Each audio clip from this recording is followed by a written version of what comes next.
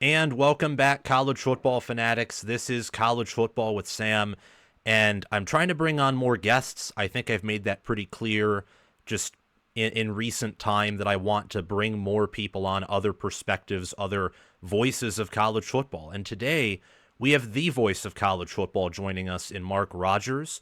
We're going to be talking about a lot of things, not just relating to the Big Ten, but relating to the wider landscape of college football, coaches on the hot seat, taking a look at some other conferences, and also kind of diving deep into different programs and how they stand nationally. How are you doing, Mark? I'm doing well. I appreciate you having me on. I'm always ready and willing to talk some college football, so this should be fun. Awesome. Well, I know that backstage we were talking about different things, and you've been one of the inspirations I think to my channel, one of the first that I watched, and it's the same with guys like Josh Pate, for example. Also want to shout out Corn Crazed, a Nebraska centered channel.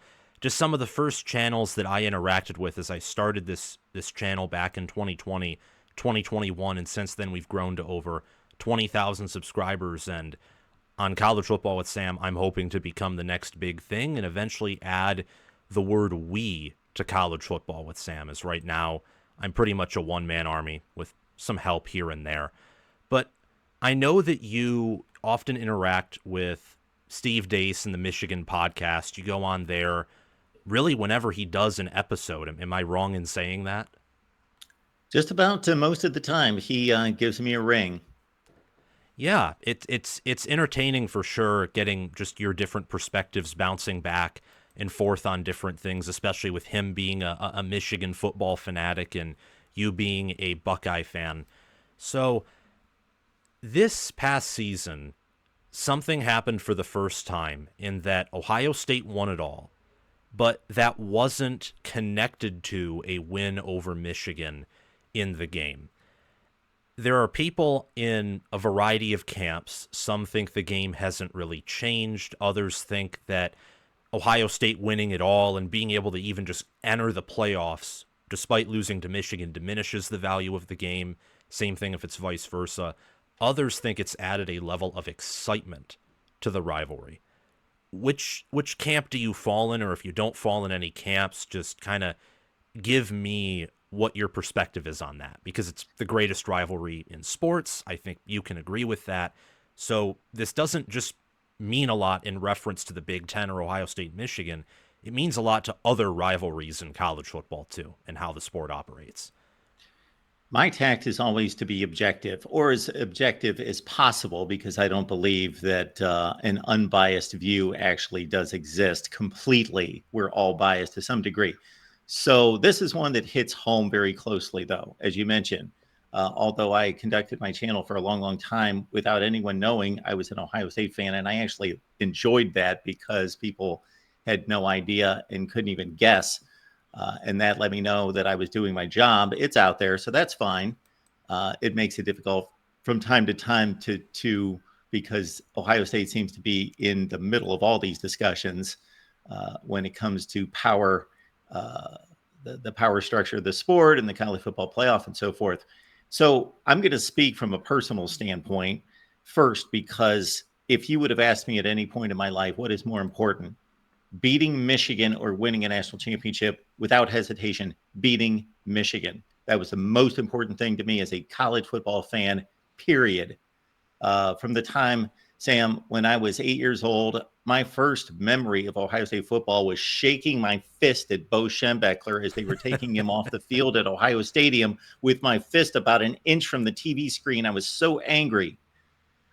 So this runs deep for most people.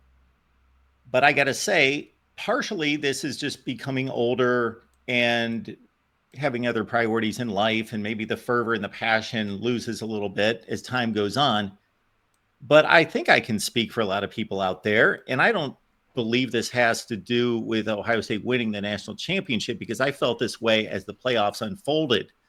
You know, we got a glimpse of this 2 years ago in 2022 when Ohio Yeah. State got trampled in the fourth quarter by Donovan Edwards in Michigan, and were given an opportunity to compete for a national championship. And if they had not missed a kick against Georgia, they probably would have, and all would have been forgotten.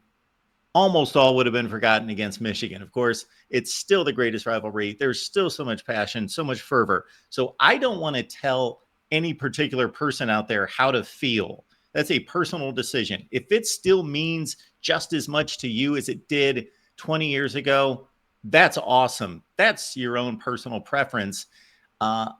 It's funny because while I conduct my analysis very objectively, I can only respond as a fan in an emotional way. I just respond however I feel. And what I felt this year, and I started again to feel this in 2022, was much like the rest of the sport, it's becoming a very NFL feel or model. You know, the Rose Bowl, for as great as Oregon was the entire season, people weren't even talking about them as the second best team in college football at the end, because that Rose Bowl was a distant memory. Yes. We went layer after layer after layer of playoffs, and it very much felt like the NFL playoffs. And so by the time Ohio State wins this national championship, I didn't much care about the Michigan game or what happened at the Michigan game. Again, that's my own personal feeling. I didn't set out to feel that way. It just kind of unraveled that way. And again, that was not just because Ohio State won the national championship. That feeling that I had, that mindset, started at the beginning of the playoffs. And I think it's going to be, I'm not going to say it's gone to this extent because it hasn't, but maybe in 10 years, we're going to get to the point where it's Ravens, Steelers, it's Cowboys, Redskins. You want to win those games. But if you lost as a Steelers fan to the Ravens twice during the regular season and went on and won the Super Bowl, you wouldn't care that much. I think we're headed in that direction for a lot of people. That's a little bit disheartening to hear. I don't like that. I don't like it either. So do you think that might tie in with, like, this is just my personal feeling, but when the final AP poll got released, I didn't really much care. Whereas in the past, like, people were always just excited for that because the playoffs had just kind of exhausted everyone or put a lot of teams who were perhaps really good in the regular season but lost in the playoffs, just kind of put them behind the eight ball, and people almost forgot that they were that good. Like Oregon.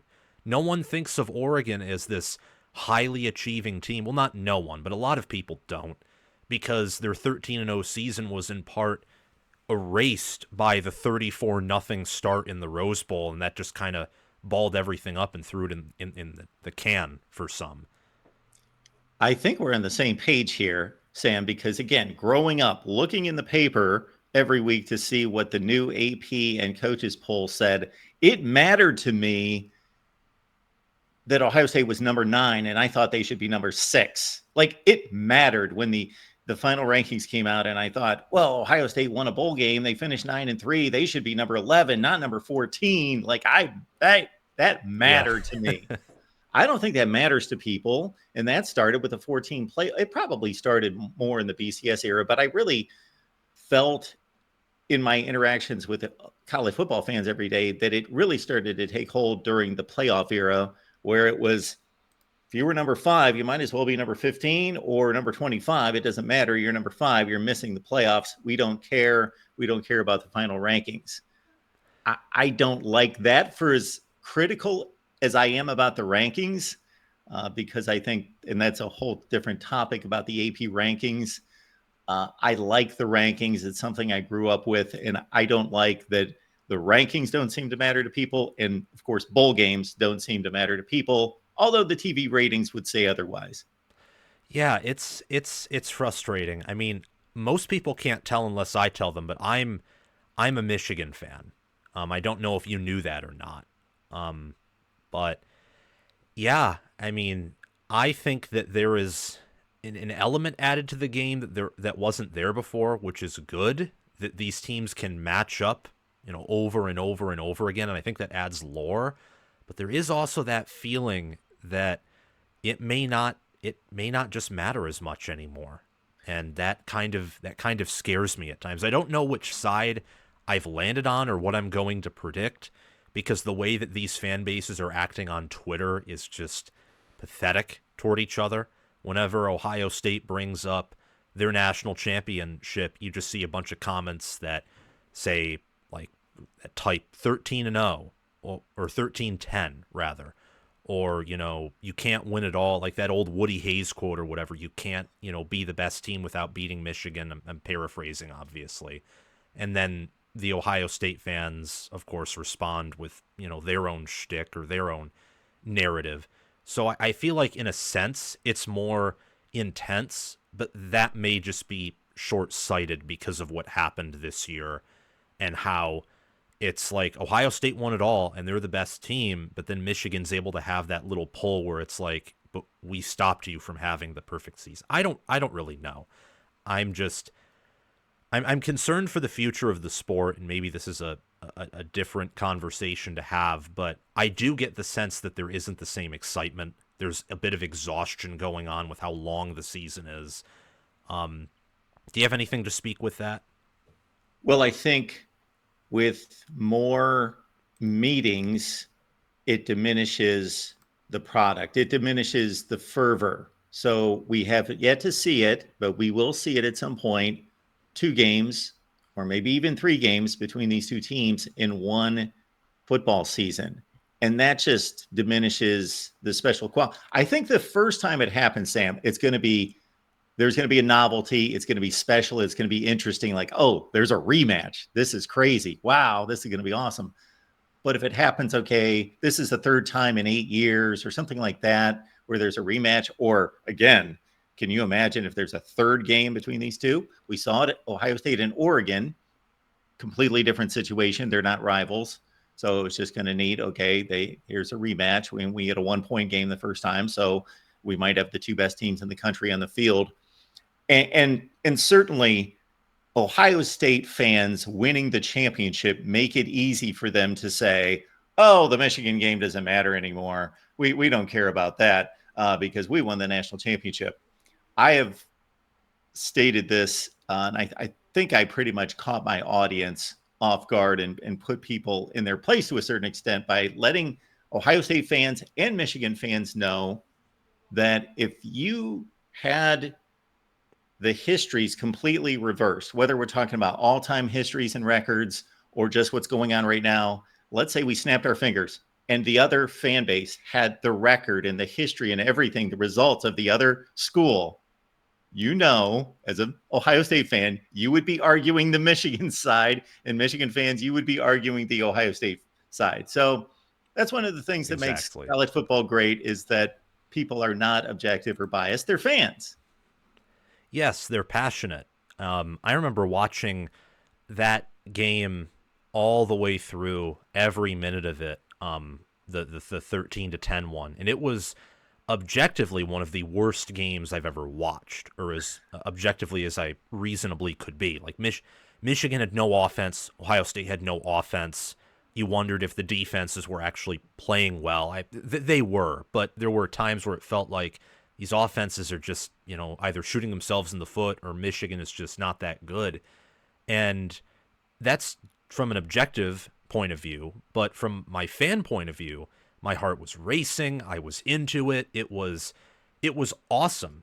And even in the 4th quarter, when, my team is actually, they're 20-point underdogs and they're in it, at that point, it's just like, well, this is a good game and putting up a fight, and I might even be a little bit satisfied. So that is what makes college football great. But I hope that the people in power, whether it's the executives or the conference commissioners or the athletic directors or the analysts who are, determining if people are into it or not, whether it's using TV ratings or looking deeper, I hope they don't mess it up more than it already has been, because there's a chance, in my mind, for things like the expanded playoff to be a good thing, but it doesn't feel like they're taking it in that direction. And I don't have all the answers, but that's just my feeling and my thoughts on it. I'm hoping that they don't lose their core audience, because while it seems like that might be impossible, don't you think that's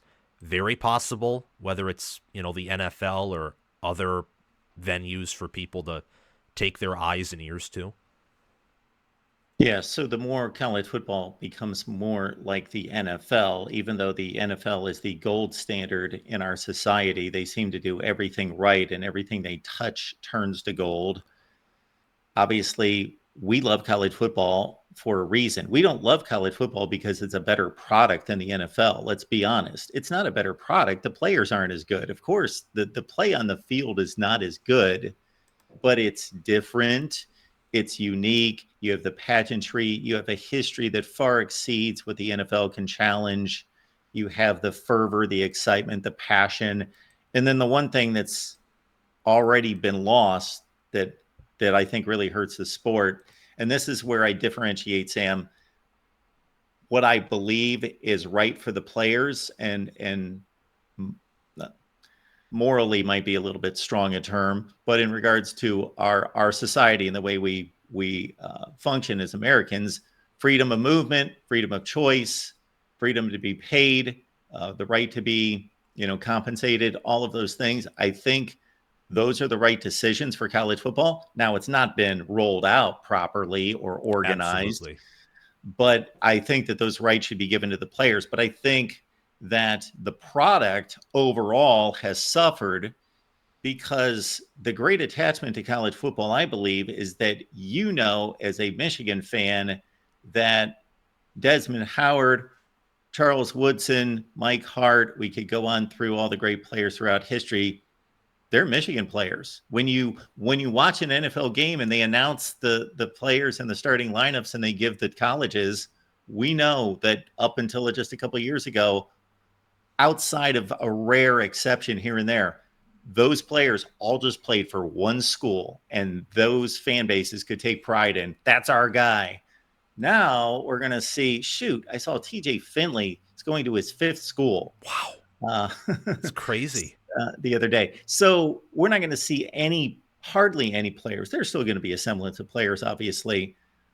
So I think that really hurts the sport in terms of attachment and that engagement of the fans being all in, and it not just becoming like a professional sport where, in a sense, as the old joke is, you're just rooting for laundry. Yeah. I know that Denard Robinson was the player who got me into Michigan when I was young. And a player like him who, look, he was great in college, but I don't think he was coached well at all.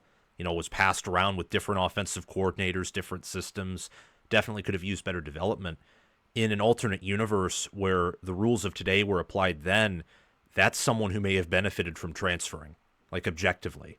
And I do agree. I mean, I don't just want to be rooting for laundry. Like I love CJ Stroud, for example. CJ Stroud it's probably because I've only gotten into the sport recently, but he's my favorite college quarterback. And I think it will probably remain that way for a while unless, let's say, my own, as in my school's own, Bryce Underwood, if he pans out, does really, really well. So I 100% agree there. Thank you for talking about the future of the game and providing your insights there. I think that was, it took a long time to get through all that, but I think it's complex. So I think it deserves that much time because really, I think the future of the game, as it's in part the heart and soul of college football with rivalries, determines a lot about the future of the sport itself. Speaking And, of, and Sam, if I could just interject one quick point just to yes, end that conversation portion of it would be, anytime we hear the term contracts as college sports fans, we don't want that to be associated with our game, but that may actually end up being a positive in regards to tying players to schools. You get recruited, you get signed, sign a 1-year contract, sign a 3-year, because we see players that aren't even making it to spring practice before they're going to another school. Oregon's quarterback that they just recruited, like There was you there go. for Yeah, a month, probably saw he's not going to have a chance over Dante Moore and goes back to Cal where he was originally sure. committed. We're seeing this all over the place. So whether they're signed to 1-year contracts or hopefully 2 and 3-year contracts, although we don't want that portion of professional sports to seep in, it already has at least. And the transfer portal, is just wild, wild west, and it was being compared to NFL free agency from day one. And I said it's not like NFL free agency because everybody's a free agent versus the sport, the organization, the NFL being able to control it. And that's what's exciting about the NFL is that it's a perfect balance for the fan where they know that most of my team's stable. I can be attached to them. They're coming back next year. But there's that slice of players that are on the free agent market. So we may go get somebody. So there's a good tension between stability and the excitement of free agency. Not just this random, just anybody can leave and go and do whatever they want at a moment's notice.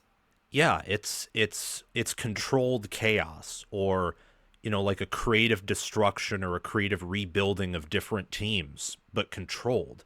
Here, a team can be decimated in a year depending on what happens. Like, I forget which team had to opt out of their bowl game initially because so much of their roster was in the portal they couldn't play. It's lame. But I agree with you. And actually, I kind of, for that reason alone, want contracts to be a thing, like now, because the floodgates are open. You're not going to box up Pandora's box. You're not going to seal it again. So just control it. Like, bring in contracts for, like you said, a year, 2 years. If someone feels really, really committed, maybe they can even risk it all and do 4 years. And at least there's some type of controlled continuity, and then the players can still get rightfully compensated. Speaking of rosters being, destroyed or rebuilt, or just rosters in general for different teams, I want to move to the Big Ten and specifically look at where you think the strongest movement is program by program. First and foremost, well, actually, I'll ask you this. Do you want to talk about the programs who you think are falling in the Big Ten? Maybe who have a risk of even falling off a cliff first? Or do you want to talk about the ones who are rising? Let's start with the falling, then we can end on a positive note there. I'm disappointed with Wisconsin. Luke Fickell, I rated him as the best coaching hire of that offseason, and he turned in 7-6. Okay, adjusting to an offense. I thought that they, between he and Phil Longo, would implement an offense that was smart in the transition, where they would take the current personnel they had and slowly transition. I think they attempted to do that. It still didn't work. They haven't found a quarterback. I don't know that they've found one even now. And so Luke Fickell, moving into year 3 at Wisconsin, playing what I believe is statistically the toughest schedule in the Big Ten this year, I just think, wow, I don't know that they're going to let him go. But if he wins 4 or 5 games again, it could be a really difficult ride for him. So that situation comes to mind because I expected more out of him. We've got Maryland, that situation where Mike Locksley turned in 3 consecutive really strong seasons, winning bowl games. And the question always was every summer at Big Ten Media Days, do you got enough to break through Ohio State, Michigan, Penn State this year? And it was always really along the line of scrimmage where they needed to improve, and they actually regressed. And I don't know that they have an answer at quarterback. They lost Billy Edwards. MJ Morris is there. So I think Mike Locksley is possibly on thin ice to a certain extent. So those are the 2 programs really that come to mind. Of course, you got to marry the expectations versus where you think the program is. So USC is nowhere close to like where a Maryland is, even though they lost the game against the Terps this year. So they found a way to lose even to Maryland. Maryland's one win in the Big Ten. But that's what USC did every week. They found a way to lose. They were the only team in college football to lose as many games as they did, and they had a 4th quarter lead in every game. So much is expected, of course, of Lincoln Riley, and they have high standards. So after 8-5, 7-6 the last 2 years, USC certainly needs to find some answers as well. Do you think they could become the next Nebraska? Blue blood who moves into a conference that's, not entirely unfamiliar with their geography because, they have Oregon, Washington, UCLA, and they're a national brand, at least more national in a recruiting sense than Nebraska. But they come in and they're so close, and, they did go bowling, but Bo Pelini in Nebraska, they survived for a few years before things like really slid off. What's your thoughts on that? So I think your analogy may work aside from recruiting, where Nebraska is isolated. There aren't enough players in the state of Nebraska or any of the contiguous states. They have to go to Texas in particular. And then Mike Riley's philosophy and approach was to go to California because that's where he had his roots. So USC at least is just still, even though the player pool in California is lessening, it's still extremely strong. But it used to be running with Florida and Texas, and now it's more like fourth behind Georgia. Hmm. So they do have that pool of players and quality players, especially a wide receiver and quarterback, to draw from. So that would be the one distinction I would make between them falling into a Nebraska situation. I think that's very wise, especially if they, let's say they win 8 or 9 games this coming year and they're able to kind of retake that, because Oregon's been pillaging them. But I think that's a combination of Oregon's on the rise, they have money, but I also don't think USC has its priorities straight, or at least hasn't. It sounds like they're trying to prioritize recruiting in California. I really like the defensive staff they have, and I still think Riley is a pretty, great offensive mind, but they couldn't win a close game to save their life last year. They couldn't do it, especially if it was on the road. I mean, you have to beat the Minnesotas and the Washingtons and the Marylands if you want to. You can't just beat them. You got to beat them pretty good. You got to beat them to a pulp if you want to be on that blue blood scale. So that's a program I'm disappointed in. It's the same thing for Wisconsin. If they do go 4-8, 5-7, which at this current moment I haven't dived into their roster like I have a lot of other Big Ten teams. I'm kind of systemically taking it apart. If they only get 4 or 5 wins, would you keep Fickle? Like if you were in charge of that situation, or would you kind of just hit the hard reset because it's been 3 years of basically disappointments? Well, I don't believe in hard and fast rules in terms of a win total equaling my evaluation of a coach. So if I was the administration, I wouldn't do that. Now it starts with that. That's what matters. That's what people see first and foremost. So the evaluation starts with a record. I would look at recruiting trends. I would also look at how close were they? Did they go 5-7 and lose to the best teams in the conference by one score? Were they competitive? Or, sometimes when we see it every year where a coach will take over a program and he'll nurse them to like a 7-5 finish to his credit, but it's a very thin 7-5. Like they beat a lot of bad teams and they got blown out by anyone who was any good. So it would be more of an evaluation of recruiting combined with, in this day and age, ability to go out to the transfer portal, make those additions, and compete with the upper echelon at the conference in the portal, especially being Wisconsin, because again, the high school football recruiting is not going to be what it is in some of the other locales in the Big Ten. But that would be my template of my observation. Okay, that makes a lot of sense, and I think that's appropriate because you look at Sam Pittman at Arkansas, for example, and I think that before they fired Longo, Wisconsin was showing progress. I mean, they played Penn State competitively. They nearly beat Oregon, and they led USC on the road entering halftime. They were very close, and then I kind of got the feeling watching that Nebraska-Wisconsin game, like after they fired Longo, they just kind of like, okay, we're done. We're done here. Season's already a failure. Let's pack up our things and already. That's what it felt like. Of course, I'm not inside the locker room, but the way they just played so poorly against Minnesota and Nebraska versus giving the effort of their lives against Penn State and Oregon, who were, I think, top 5, if not top 4 teams nationally, it was stark, to say the least. And I think that, honestly, I think Luke Fickell's a way better head coach than Sam Pittman. I just think, you flip a coin during the, some of the bigger games they played in, maybe in a different universe, Fickell beats Oregon or Penn State and Pittman loses to Tennessee, and the conversation looks different. But from what I've read, and correct me if I'm wrong, it does seem like Wisconsin's trending up a little bit in recruiting. They've used the portal well.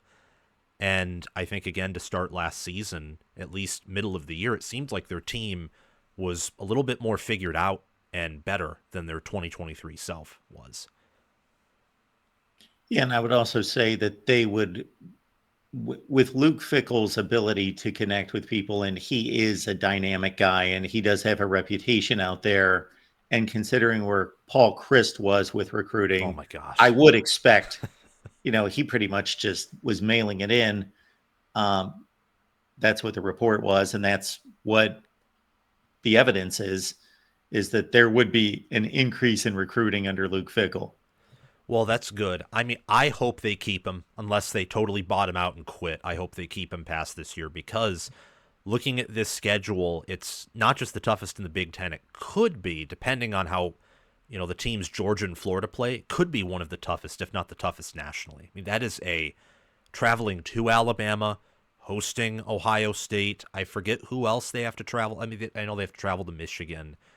I actually have the schedule in front of me, but that can be something I look through later. It's such a tough, hard schedule. I mean, they have to play at Oregon, at Indiana. Illinois is a program that I think's on the rise. Minnesota has had their number with Fleck, and then they got Iowa sandwiched in between those Michigan Ohio State games. That's hell. If I'm being honest, that is a very tough affair to have to deal with. Last program I wanted to ask you about in the falling category, and then we'll move on to the rising. Any brief thoughts on Northwestern? Do you just think they're going to be a punching bag for the Big Ten moving forward? Same thing with like Purdue. I hope not. This has been one of the most overachieving programs, at least under Pat Fitzgerald, where I went through the rankings. We talked earlier about AP rankings. During Pat Fitzgerald's ride there, they were never ranked in the preseason top 25.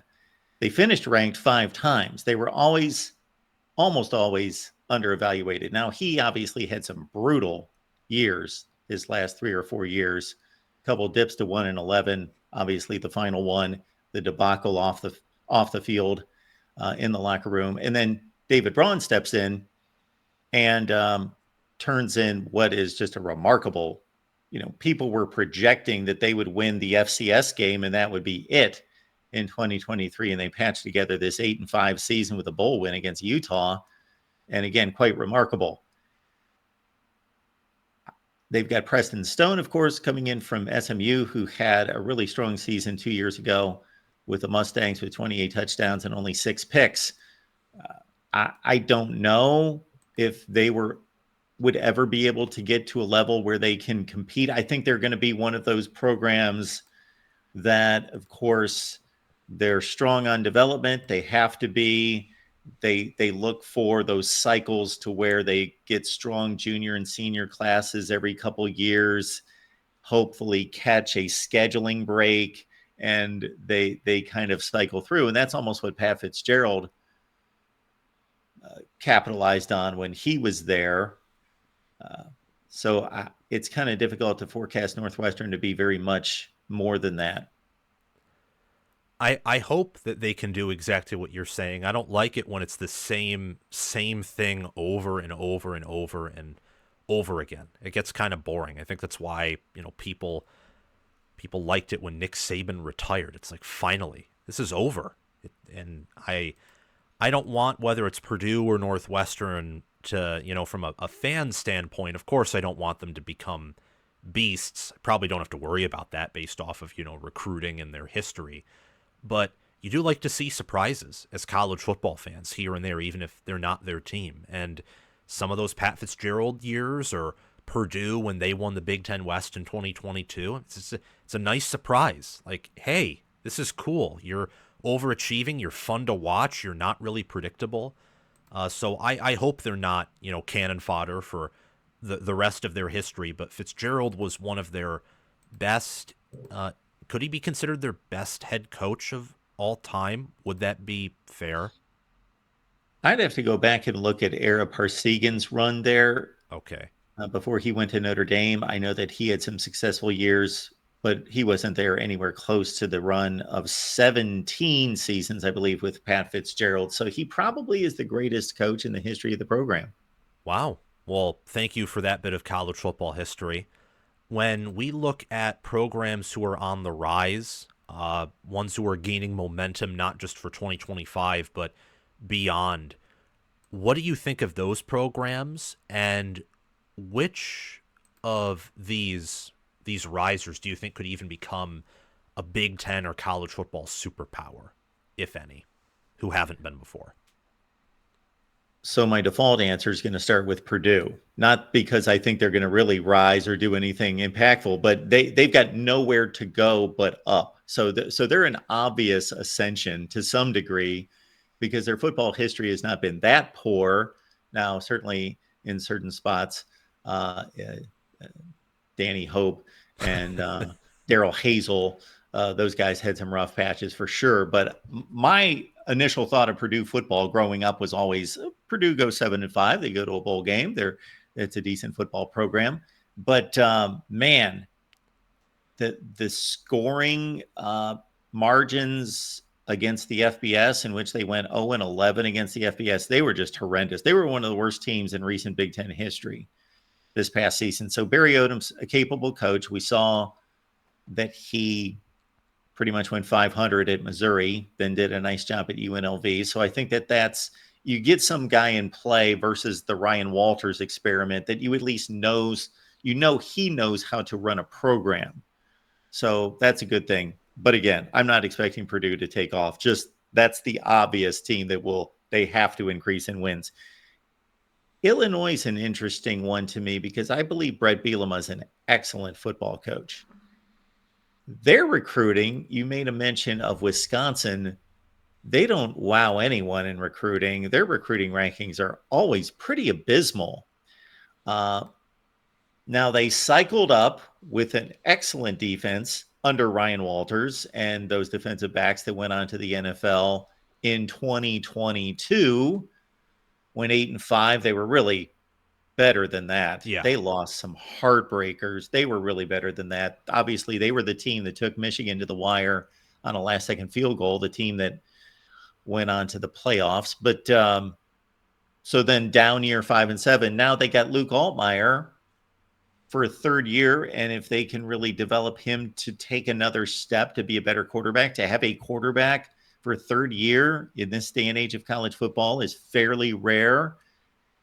So I would love to see Illinois, not really rooting for anyone besides my own team. I do have a soft spot in my heart for those old Big Ten Western Division teams, whether it is Illinois or Purdue or Northwestern. I do kind of root for them.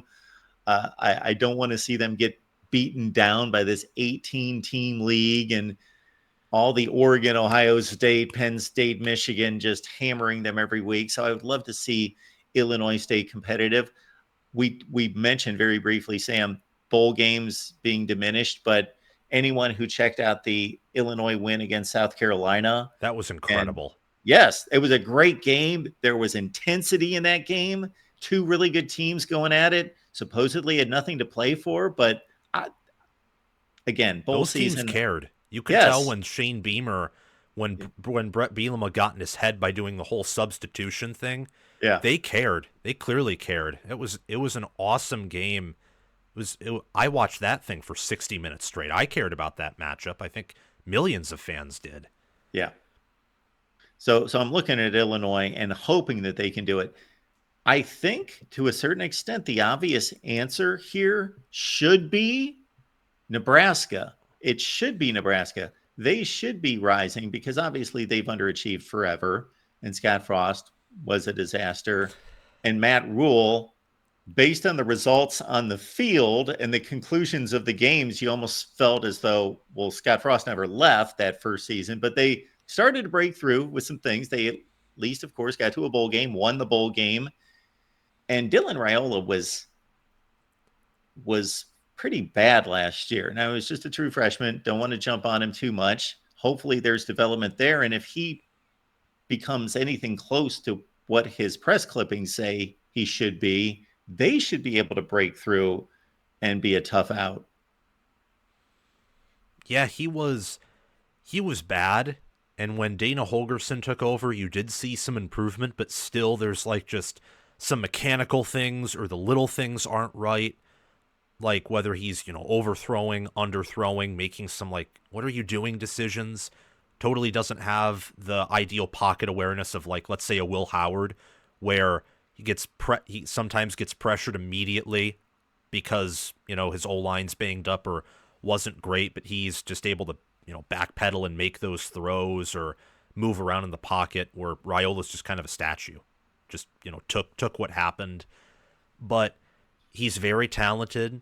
They return a lot. I was looking at their portal class combined with the starters they bring back, and I mean, they've made some serious roster upgrades, especially on the lines of scrimmage. I think bringing in Rocco Spindler was pretty big for them.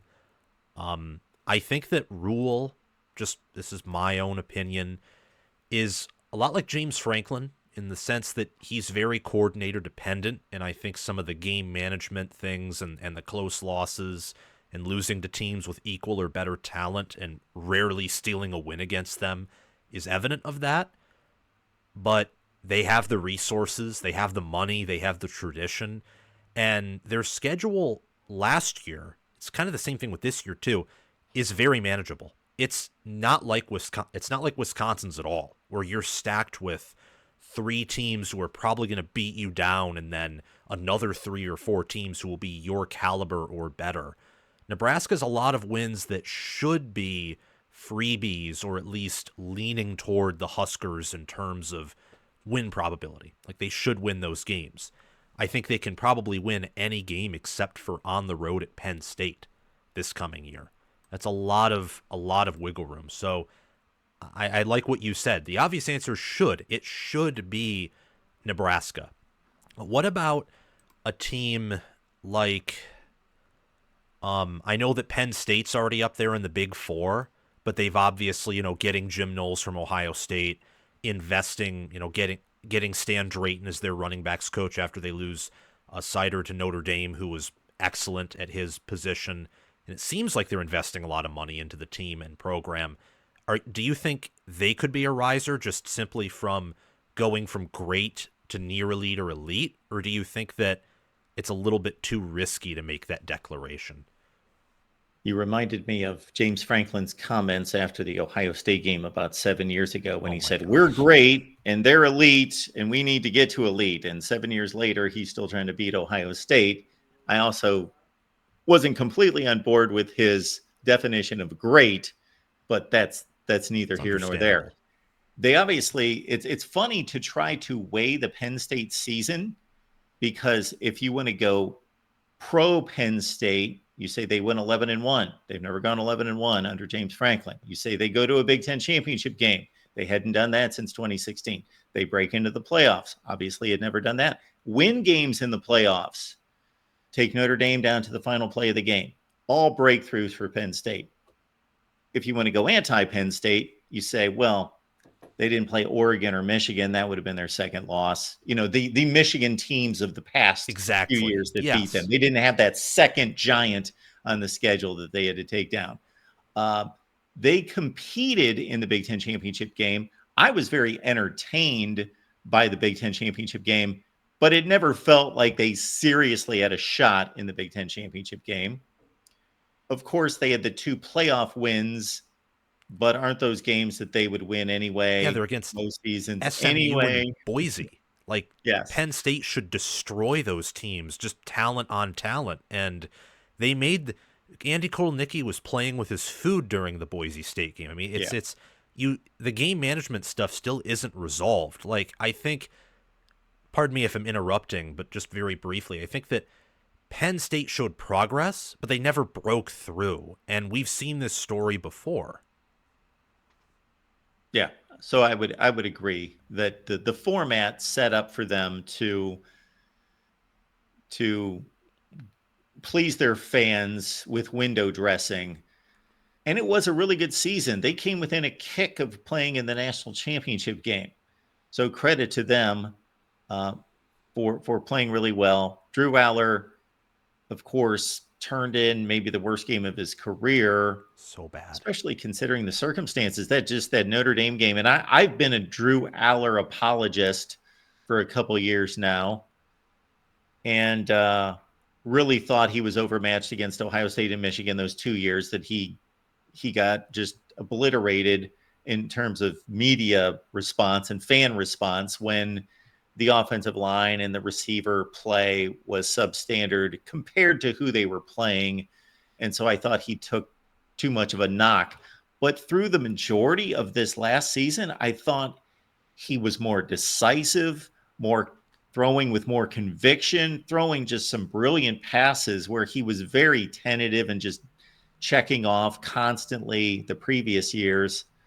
But so it was disappointing after what he delivered most of the season to turn in that performance against Notre Dame. So we'll see. And of course, the wide receiver position, even though they've lost, Trey Wallace, they bring in Kyron Hudson to see if they can give him a little bit more help at wide receiver. And Penn State, as you mentioned, they do have this string of great defensive coordinator hires: Brent Pry, Manny Diaz, and then, of course, Tom Allen into Jim Knowles. And so that's a coup, especially if Matt Patricia is the questionable hire that many of us think that he is. That's a huge upgrade in comparison for Penn State. Yeah, I think Penn State's definitely a team to watch to be a potential riser this year, because if they finally win a big game or win the Big Ten or reach the national championship game or win it like some people think they will based off of what they return and how they're kind of following that Ohio State, Michigan model of old teams with maybe a few alien players, and you just do what you can do. It's an interesting case study, because Penn State doesn't have a permanent rival, which I think makes their schedule easier on the average basis in the Big Ten. And James Franklin has always been okay in the postseason. Like, he wasn't like Harbaugh in the 2010s where he lost every bowl game he played in. Like, Franklin was just okay. He was good at winning New Year's Six bowl games. He could just never beat Ohio State or never beat top 10 Michigan teams. So I do agree with you. I mean, Penn State, I think, benefits from this playoff expansion. They benefit from the new schedule. They were the winners of a lot of these changes, especially now that they have the money to invest. It's just whether or not Franklin takes that necessary step. It's all on him. I think they have the best assistant staff in the country right now. But the CEO matters, and their CEO has certainly a lot of questions. Speaking of CEOs and head coaches, you mind if you tell me who you think the best coaches are in college football, whether it's a top 10 or a top 5? Share how many you want. So this is an exercise, Sam, that I go through every offseason. I will be doing this at some point in the future, ranking all the power conference coaches. So I go 70 all the way up to number 1, or whatever the number That's is impressive. currently. There is that. So number 1, this is the most difficult sport, I believe. And I'm not a big college basketball fan or guy anymore. I covered the sport for a long time, but no longer. It's difficult to rate coaches in this sport because there is the greatest discrepancy and disparity of resources and brand. To compare a coach at Northwestern versus a coach at Ohio State, it's kind of tough to do. So you have to take all those things into consideration. Some of the most accomplished coaches in the game are not necessarily at their best position currently, meaning Dabo Swinney. If you're ranking resumes, if you're ranking history, then he's probably number 1, if not number 2. He's kind of settled into a lull there at Clemson. And even though he nursed them to a playoff, they really weren't that good last year and haven't been good since 2020, since Trevor Lawrence walked off campus. Kirby Smart is running what we thought was a juggernaut, and they're still extremely loaded. But they showed us last year that they were not an elite football team last year. They had all sorts of issues, offensive line issues, wide receivers dropping more passes than any unit in the country.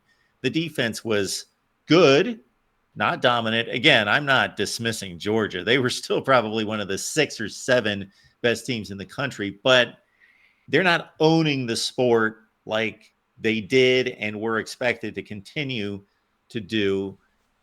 And so Kirby Smart, obviously, he's had off-field issues with his players and trying to deal with a very strange rash of driving incidents that's not 3 or 4, it's 24. It's crazy.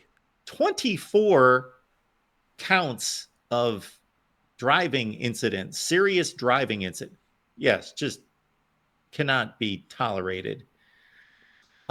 So I can't give you a 1 through 10 like right off the top of my head, but those are the guys. Of course, Ryan Day, I've always had him in the 5 or 6 position. That's going to get a boost. What Ohio State pulled off in the postseason, and I get a lot of pushback, of course, from Michigan fans. It is the most daunting run in the history of college football. Now, it's going to be equaled and surpassed by the actual format that's in play. So it's not like this is going to be unheard of soon, but it is for right now. And, for them to get off the deck after the Michigan game when 90% of the fan base was on their back and on his neck about being a failure, and to be able to get through that, rally this team, get their minds right, to go on that kind of run is pretty darn impressive. To note a few guys that maybe get a little underpublicized, I know Chris Kleiman at Kansas State seems to be the modern day Bill Snyder. Not great recruiting classes, not great talent. They continue to win. They turned in another 9-4 year. Deion Sanders, I got to give him a lot of credit. The act wears thin with a lot of people. However, 1-11 before he gets there, to 4 wins, to 9-4 this past season and contending for a conference championship. Now we'll see Deion minus Travis Hunter and Shedeur Sanders. Yes. Yeah, they have done a good job of acquiring talent, and not just like blue chip talent, but of like players who can play, who maybe aren't starting or who are at schools that, don't have the same resources as Colorado or the same like shine. But they found, a good defensive coordinator. They found some good defensive backs and defensive linemen who aren't household names, but they've been impressive. And it's, I think, the same thing for Chris Kleiman. I've always viewed Chris Kleiman in my mind as a top 15 coach with what he's been able to do, winning 9 or 10 games, beating that TCU team in 2022. Yeah, I agree with a lot of your list. I will say that this may change this year, but I've been, for most of my channel's history, pretty low on Dabo Swinney, because I don't care. When I rank coaches, at least this is from my perspective, I care more about, the past 4 or 3 years, like, of, when the players you have now first got to your program. And I just don't think, it's like what you've said. Clemson has not been very good. They've been quite mediocre, probably good at the very best since Trevor Lawrence walked off. And that's kind of sad, because something I want to talk about in a few minutes with you is, can non-Big Ten and SEC teams win it all? And that's something I want to see, because it just brings more balance to the sport and more excitement. I don't want it to become an SEC Big Ten sport and everyone else is just kind of the sacrificial lamb to whoever the SEC or Big Ten champion is. It's not fun. But I would have, Ryan Day up there, Kirby Smart. That'd probably be my top 2. I think that Lanning is up there. Me personally, some guys I'm high on are Jonathan Smith and Curt Cignetti. I know that Jonathan Smith had that 5-7 season with a horrible blowout to Rutgers, but they showed a lot of signs of progress with what Mel Tucker left in the cupboard, which was nothing. And then what Cignetti did in year 1 was impressive, because it wasn't just 11 close wins. It was 11 dominant wins and then 2 losses where you could see that there was a talent disparity, and the talent disparity just overwhelmed the team. And he was also a first-year head coach. So when you put together an 11-2 season like that, and you're Indiana and you're blowing people out, and you have equal talent, you know, via recruiting rankings to Michigan State or to, you know, inferior to Washington and Nebraska, and you're dominating them, you're game controlling them, I think that's the mark of a great coach. I think he's boldly, I would say he's top 10. But those are just things I'm shooting out there. I think you got to put Steve Sarkisian with the way he's brought Texas back. I don't know if he's an elite game manager. I question things about him, but you got to give him credit where, you know, they won 12 games in 2023, 13 games this year. They beat the teams they should beat, which Texas has not been able to do ever since Mac Brown. Which of these great coaches that you mentioned or that I mentioned or just ones who people think are in that top 10, top 5 echelon, which of them who haven't won a title yet do you think is going to be the first or should have the best odds of being the first? Well, certainly the slam dunk answer on January 1st at kickoff time at the Rose Bowl in Pasadena would have been Dan Lanning and Oregon. They have ridiculous resources. He's a dynamic individual beyond being a coach. We can dissect his coaching strategies. I was certainly highly critical of him the previous season against Washington, the game they lost in the regular season, and then also some moves that were and were not made in the championship game, in which I thought they had an advantage to go in there and to take the Pac-12 and go to the college football playoff. But overall, he's running an excellent program. He has a lot of advantages there. The recruiting's exceptional. It's becoming more and more difficult to differentiate great recruiters as head coaches versus who has the resources and the money to pay the players to bring them in. But Dan Lanning and Oregon, to me, was the obvious choice. If you're talking about schools that have never won a national championship, then they are the selection. If you're talking about current coaches who have not won a national championship, of course, there's only a few that have. What, Dabo, Kirby, Ryan Day. That's now it. that Mac Brown stepped down, I think that's it. Yes.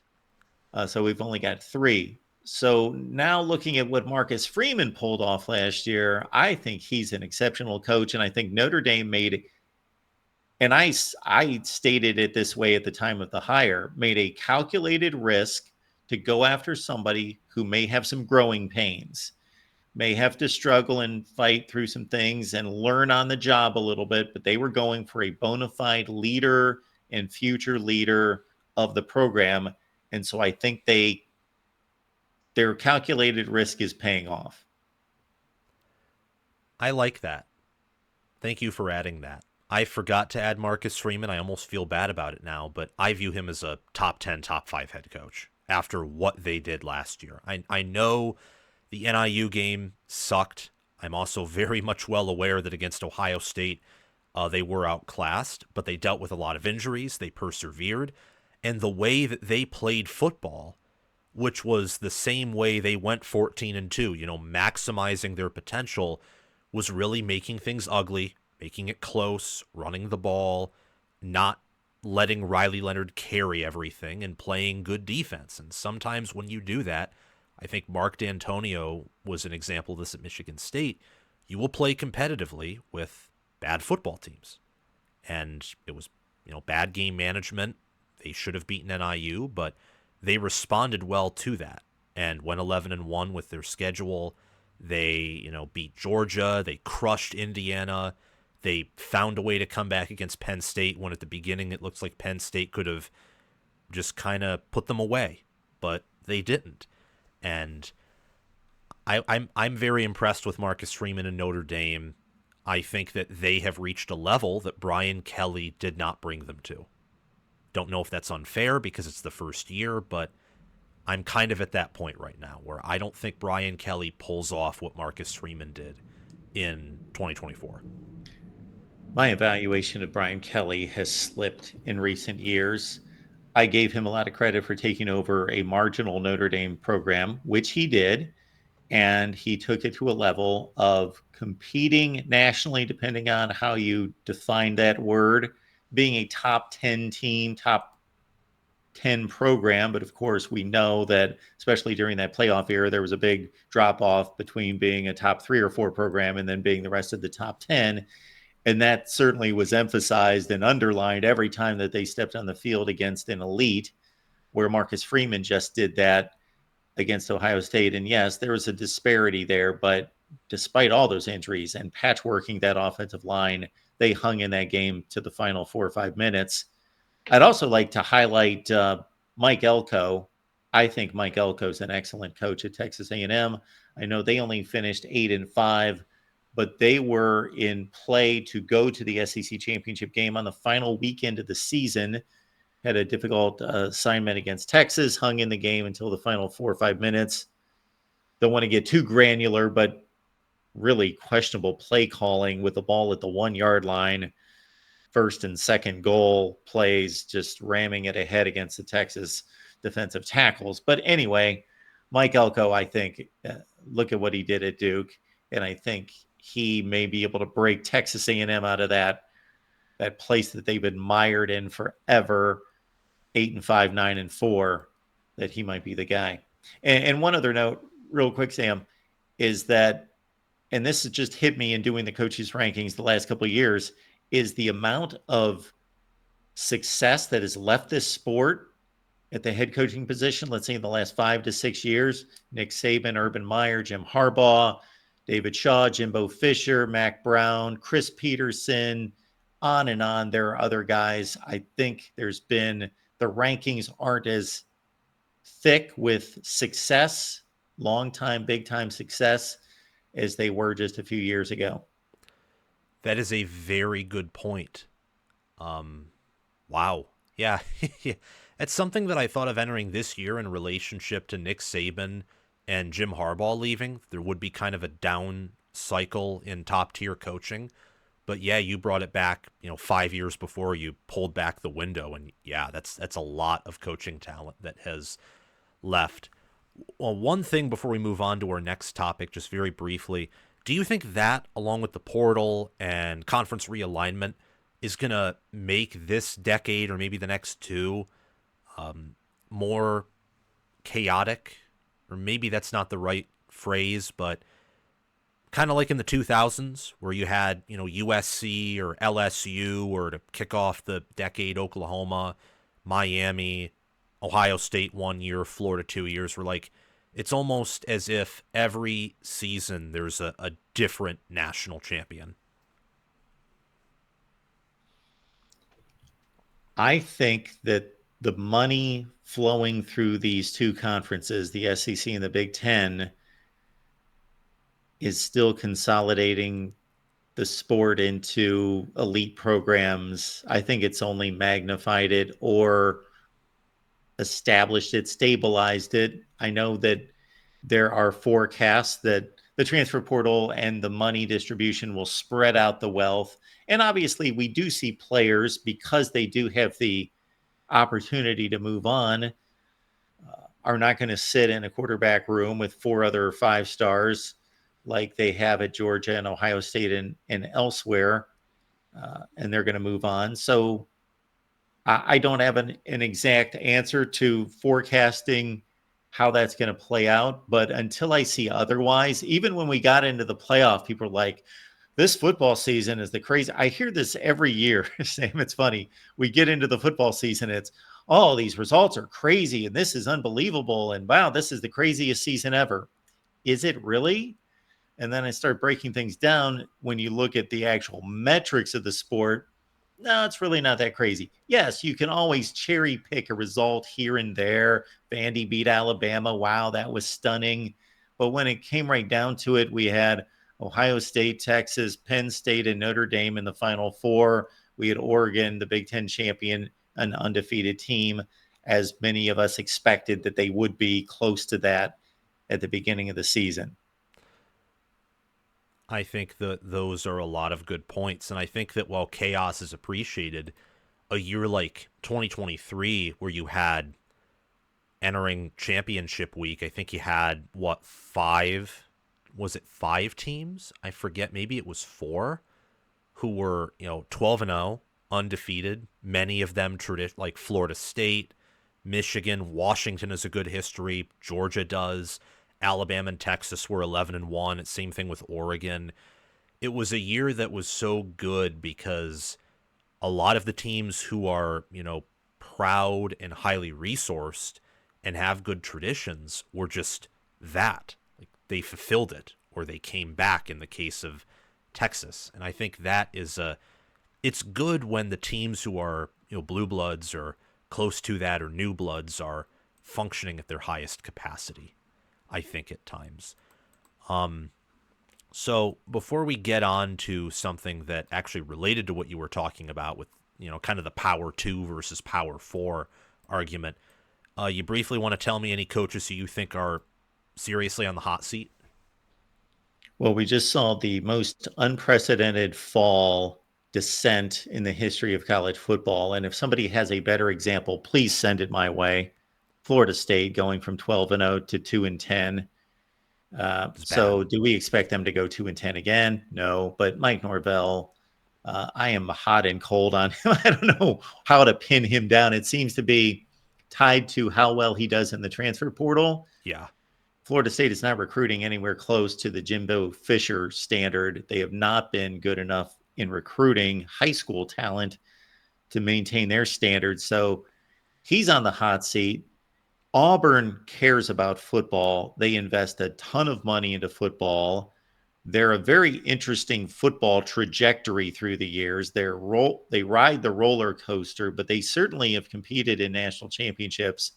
And Hugh Freeze being given basically a Brinks truck of money going 6-7 and 5-7, I don't think is going to last for too much longer. So he's on the hot seat. We talked about Luke Fickell. Brent Venables going 6-7, 2 of his 3 years at Oklahoma. And it would maybe have a different look if the Oklahoma and Texas, or the Texas of just a couple of years ago, would have entered the SEC and both struggled. But it's not a good thing when your rival is taking off and ascending and just went to 2 Final Fours the last 2 years, and you're losing to Navy in military bowls. That was I watched that game because I personally have a I don't like Brent Venables because I like good football product. I don't think it's not anything personal, but I'm like, okay, please, Navy, beat them. And they did. That was horrible. I know that it's a bowl game. They had opt-outs, but still, you should never be losing to Navy if you're Oklahoma. It's a great point by you. Any other names, or is that about it? I did produce a video on these guys 3 or 4 weeks ago. I did a hot seat. I got to like 10 or 11. Maybe the unthinkable would be Oklahoma State parting with Mike Gundy. And I know it's just one bad season, but it was horrific how bad they were. And they had 21 starters coming back from a team that went to the Big 12 championship game with a 7th-year starting quarterback and the rushing champion from the previous year. And the Big 12 is really not that good. And they were just deplorable. It was, yeah, that's deplorable. It was an atrocity to watch Oklahoma State. I mean, they beat Arkansas. They won all the non-conference games, and then just got dominated in all 9, or not in all 9 of them, but in the majority of their 9 conference games, they got destroyed. Yeah. And Ollie Gordon couldn't do anything, despite his O-line being old and theoretically gelled and together. It was pathetic. Sam, if Cal cared anything about football, Justin Wilcox would have been shown the door a long time ago. His conference record is incredibly bad. It's like a 35% winning percentage for years. We're talking 8-9 years we're working on now with Justin Wilcox at Cal. Why don't you think they care about football? Because I've always thought, why don't they fire him? And they just never do. And it's just like, okay, I guess this is Cal. Like, 4-8, 5-7, 6-6. Yeah, nobody shows up at the games. I don't know how much they care. Of course, they care enough to protect the money, so they ran to the ACC when given that opportunity for shelter. But I think they just care about earning that media paycheck to some degree, and they're okay with Justin Wilcox. And I thought that was a good hire going way back because his defensive coordinator stints at Wisconsin, USC, Tennessee were really good. He had a strong background, young guy comes into that job, and but man, he's been losing for a long time. Yeah, he has. He's been their head coach since, 2017. Holy cow. Oh, well. Well, it is California. I think their last good season was with Jeff Tedford when they went 10-2 or something with Aaron Rodgers, or maybe it was after Rodgers left. Crazy. I was a toddler when their last good team showed its face in the then Pac-10, which now feels like ancient history. Sam, neither one of us were toddlers the last time they went to a major bowl game. That was the 1959 Rose Bowl. Oh my gosh. Wow. Yeah, my parents weren't even born. They weren't even born in 1959. It's crazy to think about. Wow. I wonder how they're going to do in the ECC this year with, bringing in Devin Brown and hiring Brian Harsin, but it's probably going to be more so same old, like another 6-win season, or maybe they get to 7 wins. I don't know. Do you think that there will be a lot of major job openings this cycle? Because this past cycle, there weren't really a lot of major job openings, but if, Brent Venables goes, Riley could go, although I think they understand that he's basically in year 2 more than year 4 with how he handled the defensive staff and moving into a new conference. I don't know if that's actually the case, though. It's just my intuition. And then obviously, you have Wisconsin. If Arkansas has a losing season, they might show Pittman the door. And any other team that you've talked about, like Florida State and Mike Norvell, do you think that there could be a lot of intriguing job openings after 2025? Yeah, I do, because I think history's cyclical, and this trends a certain way in that these coaches generally get about 3 years. If you hire a new coach, and depending on your expectations, of course, at that particular school, and he's just bad for 3 years. He throws up 5-7, 3-9, 5-7. Then he's going to be shown the door most likely. And as you mentioned, we didn't have many hot seat situations or firings last year. And going into the season, I kind of forecasted that because I looked at most of the struggling coaches were only working off of one struggling season, one bad first year.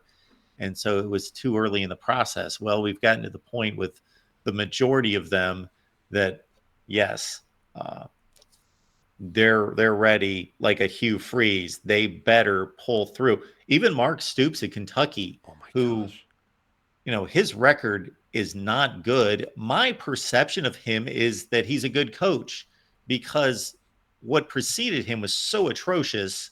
And then he brought them, took him a while, but brought them to a 7-5, 8-4 level. And they popped up at 10-3 a couple times.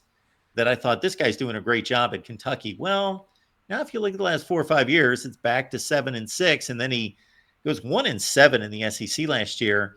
And he stated at SEC Media Days last year, this is not good enough. We're proud of what we built initially, but this isn't good enough. He even called himself out, and then he goes out and goes 1-7 in the SEC. Gosh, that makes it even worse.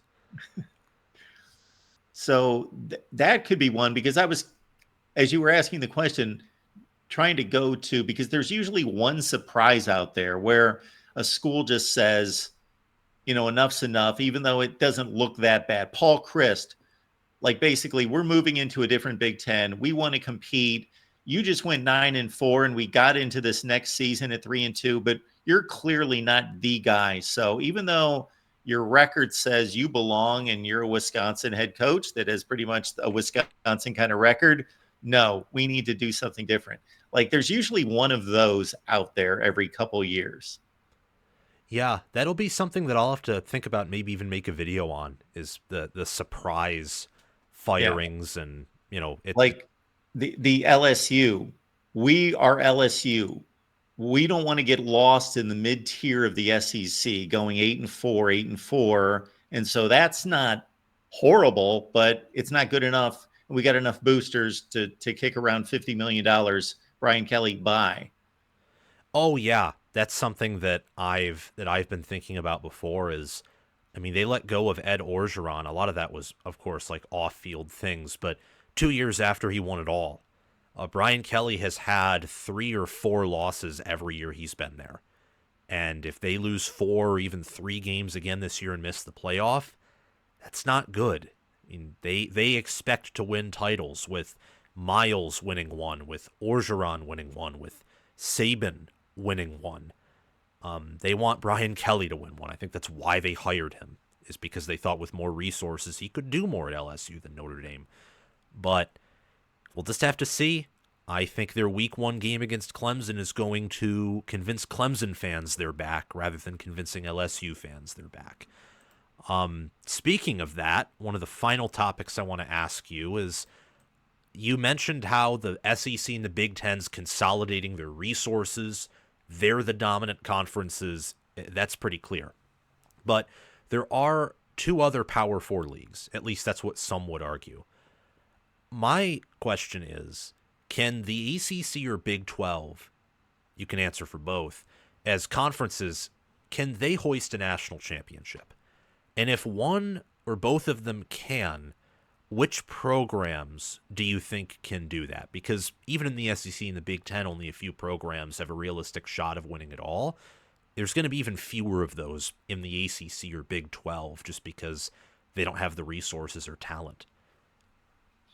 Well, I think if you want to randomly select a college football game every week just to watch, then you go to the Big 12. If you're just wanting to be entertained by a competitive game, because who knows what the standings are going to look like at the end of the season. The top 4 teams in the league this past year were all pretty marginal or bad football teams that rose from the ashes. But that's not the question here. It's obviously about the elite, the top of the league. And I was surprised somewhat, and I also enjoyed seeing Arizona State compete against Texas. I wish they would have won the game. I've got nothing against Texas, but I thought they outplayed Texas through most of the game. And unfortunately, it's almost like the NCAA men's basketball tournament, where if you can flood the field with 8 schools and 2 of them are busts and they lose in the first round and get upset as 3 seeds, 4 seeds, it doesn't matter if 2 advance to the Final Four. Then everybody looks at the league and says, that's a great league. They got 2 teams in the Final Four. Poor Big 12 and Arizona State. You got 1 shot, you got 1 team, that's it. And that's going to be their place, most likely. And most likely they're going to lose those games at least 80% of the time. I said this, and the Big 12 contingent that watches me, whom I love, of course, as viewers, didn't like me saying, I guarantee the Big 12's not winning a national championship in the first 10 years of this playoff. It's not happening. They don't have a program that can do it. Colorado's the last national championship in the conference. That was even tainted in a completely different world. I just don't see the Big 12. Now, while I believe right now that the Big 12 is a slightly better conference top to bottom than the ACC, because of where they're located, the talent pool in the state of Florida and in the Deep South, I think has 3 schools that are capable and have obviously shown in very recent times, if not modern times, between Miami, Florida State, and Clemson, that they have the capability to win a national championship. Yeah, that's kind of what I settled on, especially Miami, with how they've recruited. They've been the only ACC team that has consistently recruited at a top 15 level, even closer at times to top 10. I think in the 2023 class, Miami even got a class better than Ohio State per 24/7 Sports, and like up there with the the big dogs like Georgia, Alabama. But this past year they came a little bit more down to earth. It's because kids want to go to Miami. Miami has a big donor, great NIL program, and they also have a storied, tradition, especially of recent memory. I hope that one day the Big 12 can win it all, but like you said, I just can't see it happening right now in the near or even distant future, because where's the recruiting grounds? Where's the program with mass resources? Texas Tech has a large NIL fund. That's why they got those transfers like Romello Height, or I forget his name, but backup USC running back wore number 0, who Quentin Joyner. Yes, thank you. Very helpful. Quentin Joyner. They got him, and they got so many others who would have went to SEC or Big Ten schools if Texas Tech didn't hand them a bunch of oil money. But even then, is that consistent? Like, they have to recruit at a better level in high school. They have to, especially if they're not going to recruit better in high school, they have to have way better coaching than what they have and far better development. And I'm almost sadly in complete agreement with you. I don't think the Big 12 is going to win it all anytime soon. For the ACC, I say Clemson, Florida State have the capability to. Miami, just based off of how they've recruited and how they've developed their individual players. I think if Mario Cristobal has a good staff, or if he finally breaks through in a way, that would be my most likely program from either of those two to win it all. Just because Clemson under Sweeney they have not met their own standard. They have fallen off a cliff in recruiting. Their development hasn't really compensated for that, although they could be pretty good in 2025. And then Florida State, like you said, from 13-1 to 2-10, and their recruiting is the worst out of all of them. And honestly, last year I think showed their coaching and development might be as well. I mean, they're in a very, very rough spot with how they extended Norvell, and then the bottom kind of fell out and the house collapsed. And what kind of pulls the last couple segments of our conversation together is, I think, more than at any point in college football history, because of the transfer portal, coaches are tied to their quarterback decisions. Meaning, in the past, you recruited quarterbacks in your quarterback room, and we could have this discussion and say, oh, so-and-so's quarterback room kind of lines up for this way the next few years. They got this guy as a starter. They got this hotshot recruit who's a freshman. They got this guy's a capable backup, and this is kind of how it rolls out. But we have no idea at this point. So guys like Hugh Freeze not going to the portal to supplant Peyton Thorne, big mistake. Mario Cristobal going after the best quarterback in available, Cam Ward. Well, that paid off, should have paid off better if Mario Cristobal was a better game coach to win the ACC, but it didn't. So coaches are going to be tied to the decisions they make in the transfer portal of whether to cut bait or go after a transfer quarterback, or look at their room and say, like Ohio State appears to be this year, which of course they've got some house money just winning a national championship. We recruited really well, and we're going to go with one of these young guys, even though he's inexperienced. And that's just going to be interesting to see those quarterback decisions. And they've already kind of played out a certain way. And Mike Norvell's was a catastrophe, thinking DJ Uiagalelei was a good quarterback. Yeah, that was a debacle. That was just straight up bad. It's probably even putting it a little bit too kindly. I really like that you brought up that point. It's something I'm going to write down, I think, after we're done here, is quarterback decision making, because something I have said, and I think it's been incorrect, is after 2021 and 2022 and 2023, I began to think to myself that maybe quarterback doesn't matter as much as it used to, because you had Stetson Bennett win 2 titles. J.J. McCarthy was really, really good, but Michigan didn't rely on him to win the most of their games, although he had to play on his A game for them to beat Ohio State, as no one could pass on that defense. And they had to really use him against Alabama too. But he had an awful game against Washington. He couldn't do anything against Penn State because his tackles couldn't stop Chop Robinson and Adisa Isaac. And I just thought to myself, well, maybe quarterback doesn't matter so much in terms of like the best of the best teams. That's more about everything else and making sure you have a quarterback who can just do his job. But this past year, I feel like may have been a little bit of the opposite in a way. I thought Will Howard was really good for much of the year, and if not for him and Day making that decision, I don't know if they win at all, with some things that transpired on the offensive line, some unfortunate injuries. I know that Aller in that Notre Dame game held them back, to be frank. Riley Leonard, I think, did the same thing too. They had some talented receivers where if they had a better passing QB, maybe Notre Dame's better. And then Florida State and these other teams that weren't national championship contenders, the quarterback position made or broke their season entirely. So that's a really good point by you. So before you leave us, Mark, and thank you for giving us your time here. Again, this is Mark Rogers, voice of college football.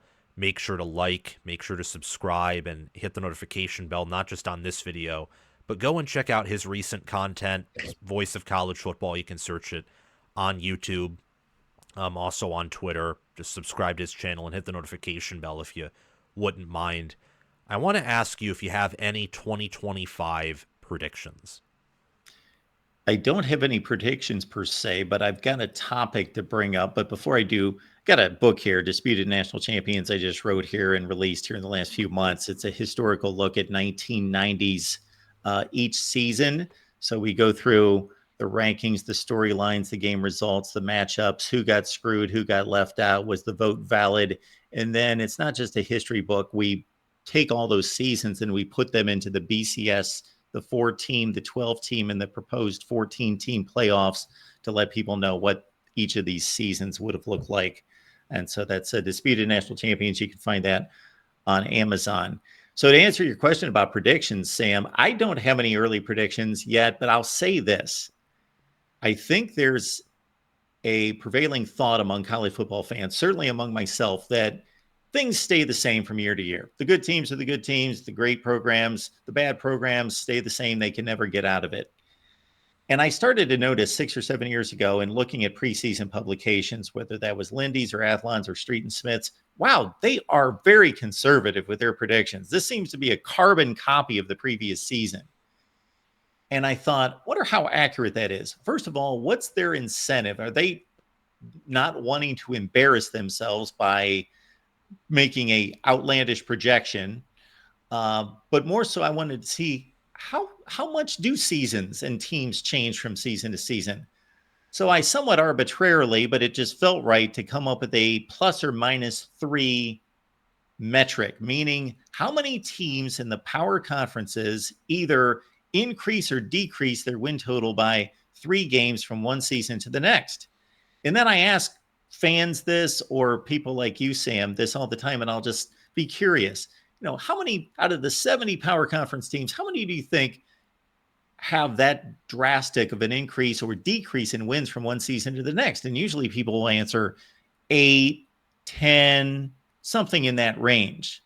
So do you have a guess for me, Sam, from 2023 to 24?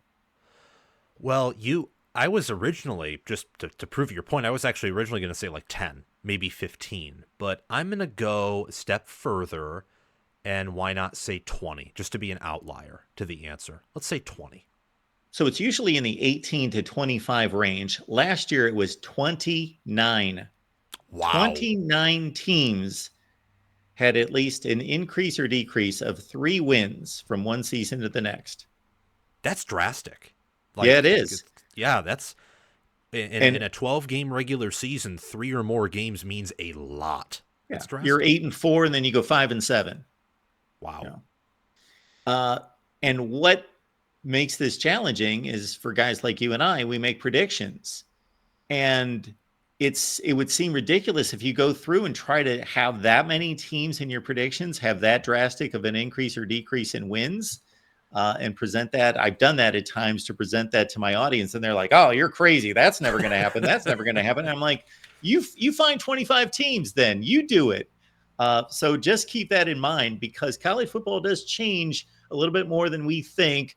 Colorado, 4-8, 9-3, et cetera, et cetera. Florida State. and on and on and on. There's about 5 or 6 teams in every conference that have that drastic. The Big 12, 10 of the 16 teams hit that mark from 2023 to 24. That's something to keep in mind, especially with predicting the Big 12. Now that they don't have, we talked about this earlier in the show, part of the reason they can't, at least in our mind, we can't see them winning it all in the near future, they don't have an uber program. They all just kind of they break each other's shins and like kneecap each other. Like that's what they do every week. So I think that's something that, yeah, I'll certainly keep in mind. I've already built my own record predictions. I just haven't made videos on them. But as I research depth charts and like that type of stuff, because I'm mostly making those predictions based off of like a few star players coming back, I'll have to peel through and think like, okay, which of these teams can have a drastic change? Because Oklahoma State's a great example of this. They brought everyone back and went from 10-4 to 3-9. Like no one. Georgia went from 12-0. I know it wasn't a 3-game swing, but their 10-2 was a lot worse than their 12-0 last year. You know, almost getting blown out by Alabama. Ole Miss game controlled them. They could have lost to Georgia Tech. That would have fulfilled the ±3.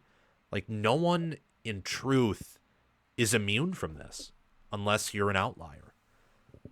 Absolutely. Well, thank you for coming on.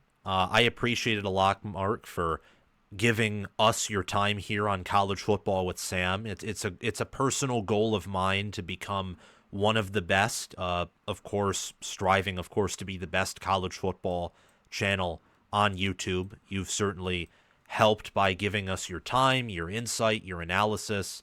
For all of those who are watching, listening to this, we plan on having more guest appearances. I didn't ask this in the last video, but if you're still watching now, please let us know in the comment section below which channels you'd like me to invite on, no matter how big, no matter how small. I think it'd be a great opportunity for this channel and other channels. Thank you very much for giving us your time. And is there anything else that you want to say before we close out here? No, just had a fun time, and I appreciate the conversation. It was a good one, and always love talking college football. Awesome. Well, you can find the voice of college football, Mark Rogers, on YouTube by just typing in I think it's the voice of college football. It'll be a black logo. It's the one that's on the screen. I don't know if you guys can see it in full with how I've set it up, but you can see part of it right there behind him on the TV. That's what it'll be. And you can also find him on Twitter there. And make sure as well to subscribe to his channel, to hit his notification bell, and do the same with my channel. We'll see you guys very soon. Have a great day, and let the 2025 season be a great college football season. Thank you all so much for watching. Remember to like, subscribe, hit the notification bell, and comment your thoughts down below to support the work that I do here on College Football with Sam. I want to give a shout out to Crash2488, Barasco Rascal, and Connor Little OH for being Heisman members on the Patreon page. Thanks to Chris Lane, Ismar, and Tyler Nye for being All-American members. And thanks to John Lynn, Roaming Gnome, Matthew Sale, Austin Christmas, Joshua Jorgensen, and Will Loftus for being all conference members. Remember to check out my merchandise store, Patreon page, and Discord server as well via the links in the description or down below in the pinned comment. I will see you all very soon. Have a fantastic day. God bless.